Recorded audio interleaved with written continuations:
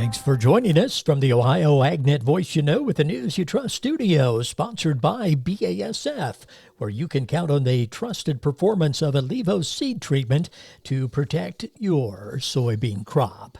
Well, just a reminder, our next monthly check-in at Farm Credit Mid-America will be on Wednesday, October 22nd. Well, Joel checks in. Where do we find him? In the combine cab. Joel? Stepped into the combine cab of Donna Turner of Logan County, and well over half of their harvest complete. Especially since the dry weather that we had, the crops are doing really well, especially that hard hit they took in all of this. Now, Donna's story is special. She's gone through some major challenges regarding her health, but she says thanks to a disability ladder, now back in her happy place, the cab of the combine. Discovered that I have myoplastic syndrome cancer. So far, everything's going really good. You know, I realize I use a walker, I use a cane, but I see no reason of me just sitting in the house and feeling sorry for myself. Now, I have an immune system that's not very strong, so I do have to be careful about some things. It's all about getting on with life. I want to be able to enjoy life.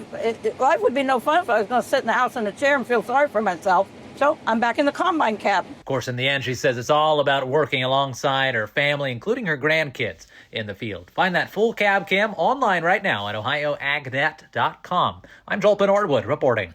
Thanks, Joel. Well, dairy is one of several sectors of American agriculture feeling the effects of a government shutdown. Lori Boyer has details. The government shutdown has created a domino effect of challenges across the agriculture industry, and dairy is no exception. Chris Galen, Senior Vice President of Member Services and Strategic Initiatives with the National Milk Producers Federation, explains how the lack of federal dairy reports is impacting market transparency and overall dairy economics. Prices have been really decent this year, but certain commodities like butter have really dropped. Cheese has dropped to an extent, not the same degree as butter. So we're looking at some headwinds here, and part of it is the tariff situation, particularly when it comes to China and our exports there. Part of it is just the economy, and a lot of it is actually production. One of the reasons why butter has dropped as much as it has is that the amount of butter fat coming out of our cows has just grown by leaps and bounds in the past decade. Galen says dairy producers have boosted protein and milk fat output, creating a surplus of cream and driving butter prices down. But with the government shutdown halting key reports, he warns the lack of data could lead to more market volatility. Whereas if this goes on for weeks and we don't have USDA data to look at, then the marketplace is going to be even more volatile because there won't be any good information out there about supply and demand. Chris Galen with the National Milk Producers Federation. The top Senate Republican is privately warning the White House that American farmers, a key GOP constituency, will continue to suffer if the Trump administration does not reopen the flow of certain farm loans amid the government shutdown. Senate Majority Leader John Thune is quietly pressing the administration officials to let farmers continue to access marketing assistance loans, which allow them to meet cash flow needs during harvest season and as they make planting decisions for next year. Politico reports that would also require USDA to reopen thousands of shuttered county farm service agency offices across the country in order to facilitate those loans. So far, administration officials say they have no plans to shift other money around for the agriculture loans like they've done for troop pay and other priorities.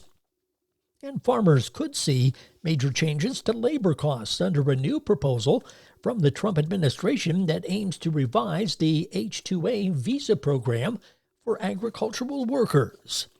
The markets, they're coming up next. Nearly 90% of farmers say that financial worries, constantly changing market conditions, and other uncontrollable variables take a toll on their mental well-being. Add in the weather and family dynamics, well, it's a lot to handle alone. But did you know farmers and their families can receive free confidential services from licensed professionals? Support is available 24/7 to help with the challenges you face. Look for Farm Family Wellness Alliance under the Resources tab at farmfoundation.org. Take care of yourself. Your well-being matters. So many things that can have an impact on agriculture are out of the farmer's control. Yet when the weather doesn't cooperate, markets go lower, or equipment breaks down, the farmer blames themselves. Hi, I am Nathan Brown, a Highland County farmer and a member of the Ohio Farm Bureau Board of Trustees. If you or someone you know is struggling with stress on the farm, text 4HOPE to 741-741 or go visit gotyourbackohio.org. A message from the Ohio Farm Bureau Federation. The market's brought to you by Seed Consultants, simply better performance, online at seedconsultants.com.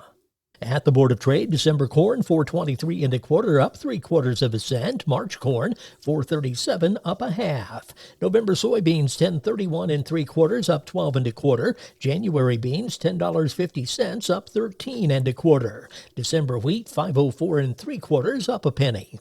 At the Mercantile Exchange, October cattle, 241.85, up $1.60. December hogs, 82.07, down 30 cents. November feeder cattle, 372.67, up 97 cents. This is the Ohio AgNet.